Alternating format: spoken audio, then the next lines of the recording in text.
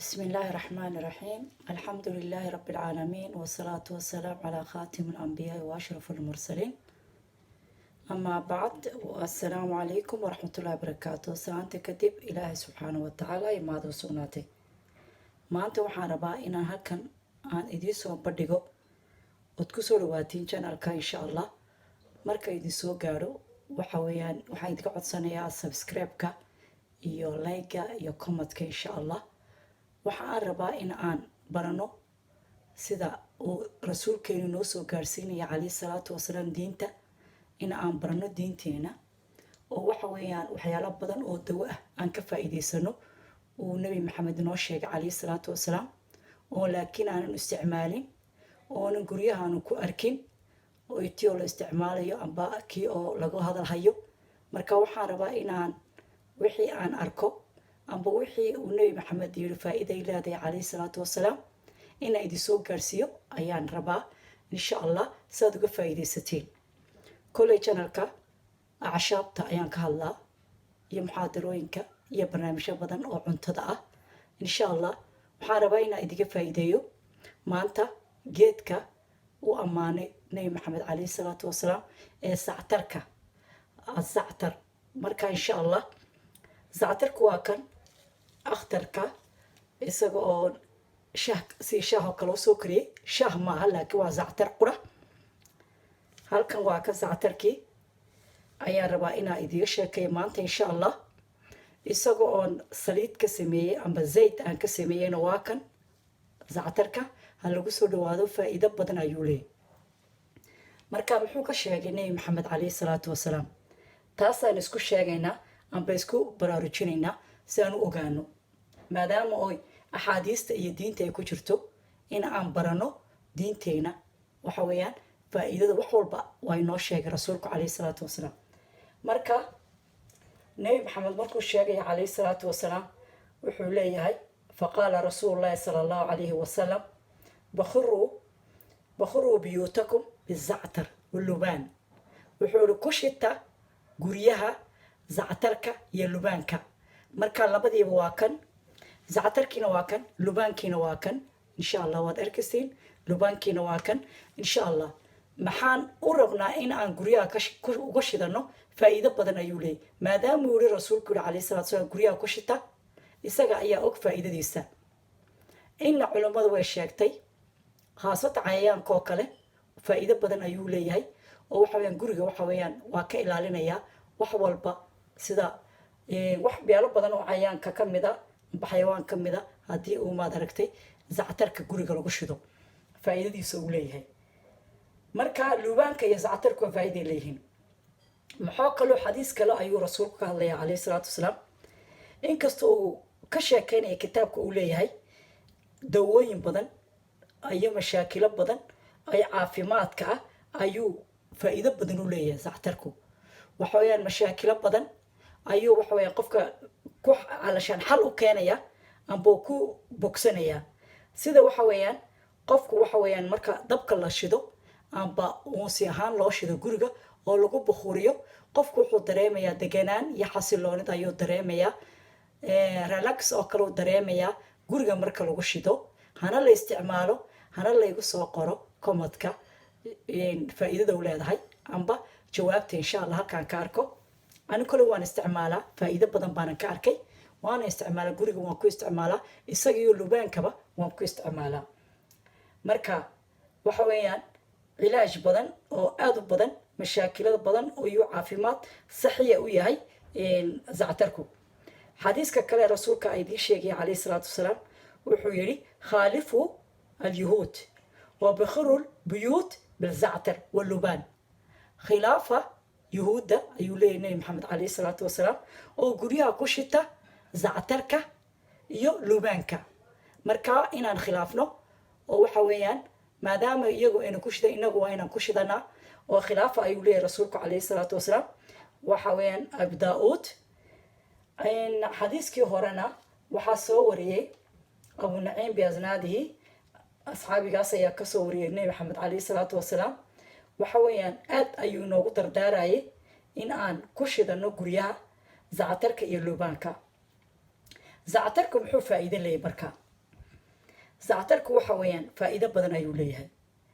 qofka waxa weeyaan wuxuu ka dawan yahay xanuunada madaxa ku dhaca, oo waxa weeyaan hadduu madax xanuun badan ku hayo zactarku waa ka dawo. haddii aad u cabtisa shaaha, haddii aad amba aad ku buquursatid, labadaba waa ka dawo. waxaa kaloo faa'iido u leeyahay daakirada, oo waxa weeyaan qofka xasuusta ayuu fiican yahay. waxaa kaloo fiican yahay bakteeriyada ayuu caloosha ka baabi'iyaa, iyo waxa weeyaan kaadi ahaanta ayuu faa'iido u leeyahay. مثلا haddii kelyuhu ku xanuunayaan, waxa weeyaan waa kelin garanayaa amba waa nadiifinayaa zactarku. haddii calool xanuun ku hayo ee caloosha ku xanuunayso ee aad ku casirayso, zactarku waa u dawo. waxa weeyaan caafimaad ayaad ka dareemi doontaa haddii aad cabtid sida shaah u cabtid. waxaa kaloo uu faa'iido u leeyahay marka ay u hagaajiyaa xaydka oo kale, tandiim buu ku sameeya u hagaajiyaa gabadhu marka ay caadada leedahay. faa'iido badan ayuu leeyahay. waana barnaamijkani waxa weeyaan dibul shacbi, marka faa'iido badan ayuu leeyahay. maxaa la yidhahdaa in loo iskugu daweeyo. waxaa kaloo faa'iido leeyahay waqtiyada qaboobaha aad buu faa'iido ugu leeyahay qofku inuu cabo amba uu shito. guryaha marka waxa weeyaan mahameenkii oo kale aad shidatid, qabowga badan waa kaa dejinayaa. waxaa kaloo faa'iido u leeyahay dhagaha hadday ku xanuunayaan. waxaa kaloo faa'iido u leeyahay caloosha maad aragtay dirxiga ku jira saduudka oo kale ayuu faa'iido u leeyahay. qufaca badan faa'iido u leeyahay, waa kaa dejinayaa. waxa weeyaan agzimaaga haddii uu waxaad leedahay xasaasiyad oo kale, waa ka dawo haddaad barsatid. waxaa kaloo faa'iido u leeyahay ilkaha. waxa weeyaan intaad yar karsatid waad ku luqluqanaysaa haddii ay ku xanuunayaan ilkuhu, amba maxaa la yidhahdaa goosuu ku xanuunayaan, amba afku uu ku xanuunayo, dhammaan waa ka dawo intaasna insha allah. waxaa kaloo uu ka dawo yahay dhiigga. waxa weeyaan dhiigga ayuu safeynayaa maalintii. waxa weeyaan qofku haddii uu maxaa la yidhahdaa malcaaqad yar oo waxa isagoo ridqan zactarka uu koob biyo ah ku shubto oo kulul, koob biyo oo la yar kariye in yar, oo waxa weeyaan asalka malabka kaa doontid aad ku darsatid amba sokor aad ku darsatid ood cabtid, dhiiggaaga subaga ayuu ka meedhayaa. subaga haddii milix aad leedahay, dhiiggaaga hadduu milix ku jiro waa ka nadiifinayaa zactarku. faa'iido badan ayuu leeyahay. waxaa kaloo zactarku faa'iido u leeyahay qalbiga amba wadnaha. dadka wadnuhu xanuunayaan oo kale awood ayuu siiyaa zactarku, oo wadnaha waa ka dawo. laakiin sidee baan u sameynaynaa marka aan wadnaha isku daweynayno amba uu qofku xanuunsanayo? waa in aad soo qaadaa isaga oo ridqan zactarku 100 garaam oo zactara, iyo xabatal soda oo 50 garaam ah, qorfaha 50 garaam. isagana inaad keentid waad isku laaqaysaa amba waad isku daraysaa yakhlitu, waad isku daraysaa dhammaan asalka iyo waxa weeyaan xabad soodaha iyo zactarkii oo lasoo ridqay. intaa markaad isku ridqdid waa qofka xanuunsanaya ee wadna xanuunka leh. waxaa kalood ku daraysaa malabka cadaanka amba malabka madow kaa doontid, amba malabka laga sameeyo aala sokorta oo kale, aalaha dhaadheer malabka laga sameeyo waad ku darsan kartaa kaana, amba timirta balax la yidhaahdo taana malabkiisa waad ku darsan kartaa. dhammaan marka aad isku ridqdid intaasoo dhan aad isku laaqdid, waxaad sameynaysaa waxaad xifdiyaysaa ood meel u dhigaysaa fiican qofka in uu isticmaalo 2 malqaacadood oo waaweyn cuntada ka bacdi. waa qofka wadnuhu xanuunaya ee xanuunsanaya, 2 malqaacadood waaweyn ayuu maxaa la yidhahdaa 2 malqaacadood ayuu cunayaa marka uu cuntada ka bacdi ayuu isticmaalaya. waxaa kaloo faa'iido u leeyahay dhabar xanuunka. zactarku faa'iido badan ayuu leeyahay. waxaa kastaa nii sheegay waqtiyada qaboobaha faa'iido badan buu leeyahay. waxaa kaloo faa'iido u leeyahay xanuunka macaanka. faa'iido u leeyahay zactarku. haddii la cabo jirka ayuu ka masaxayaa. amba aad qaadid geedkiisa, zactarka geedkiisa akhtarka intaad qaadid haddaad biyo ku dhex ridatid, insha allah waan itusi doonaa. geedka intaad qaadid ayaad ku dhex ridaysaa biyo, caag biyo ayaad ku dhex ridanaysaa, waad iska cabaysaa. faa'iido badan ayuu leeyahay. macaanka ayuu dhaadhicinayaa. sidii hore aan idiin sheegay caloosha wuxuu ka masaxayaa darxiga ku jira caloosha ayuu isaguna baabiinayaa. dad ayaa jira calooshooda ku dhex nool yahay sida masaska oo kale ayn caloosha kaga dhex nool yahay, laakiin waxa weeyaan waxyaalo kale ayaa lagu darayaa. marka way badan tahay, insha allah waan soo diyaarin doonaa isagana in badan sida loo sameynayo iyo sida loo isticmaalayo dadka xanuunkaasoo dhan wada hayo.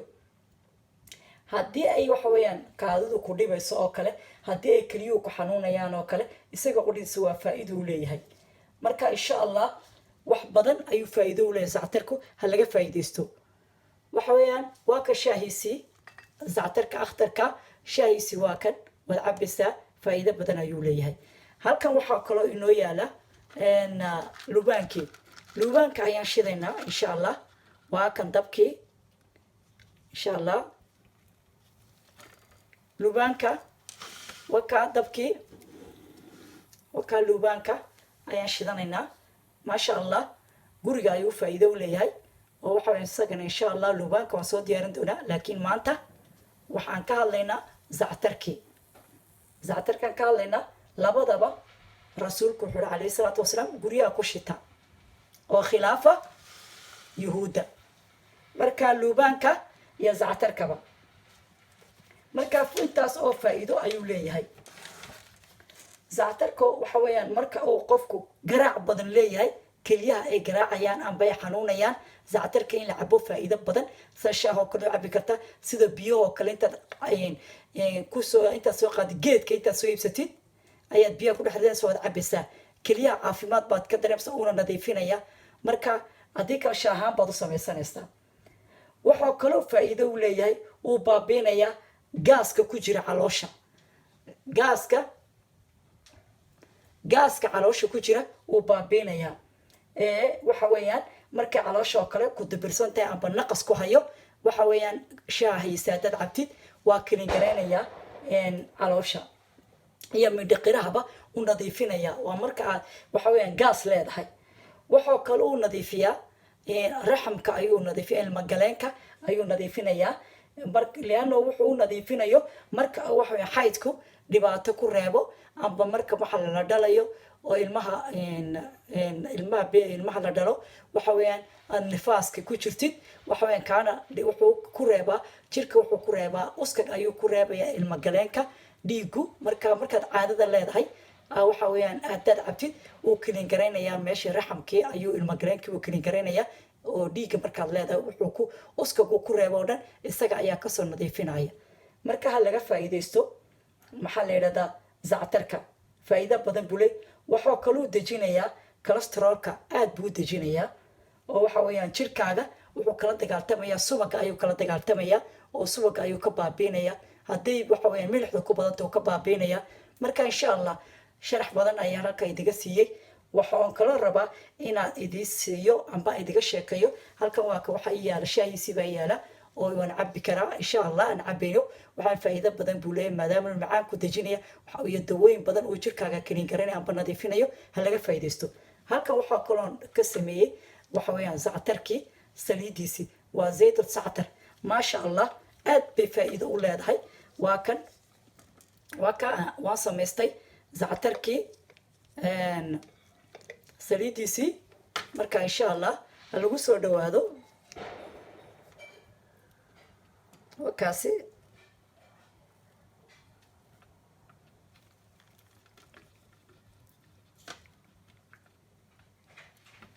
halkan maasha allah waa zaytul zactar. maasha allah waa zaytul zactar, faa'iido badan bay leedahay. timahay kuu saaraysaa. maasha allah isticmaal zaytul zactar, qurux ayaad ka qaadaysaa. maca jirka haddaad marsatid maasha allah waa nadiif bay kaa dhigaysaa. waa geed aad u fiican, waa geed aad u ammaanay rasuulku calayhi salaatu wasalaam. waa saliidiisii oo zayd ka sameeyey. maasha allah ha lagu soo dhawaado. saliidii waa kan, shaahiisii baan sameeyey.